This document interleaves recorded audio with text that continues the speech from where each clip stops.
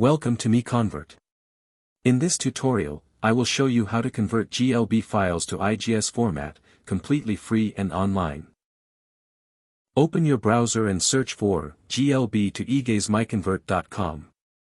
Click on the first result to go straight to the converter. You are now on the GLB to IGES converter page. The interface is clean and easy to use. Let's upload a file. Click the Choose File button. A file picker will open.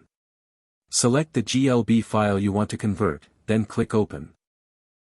Your file is loaded and ready.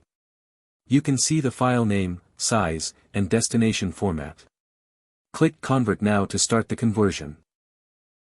The conversion is in progress.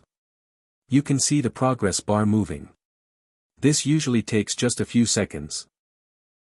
Done. Your file has been successfully converted.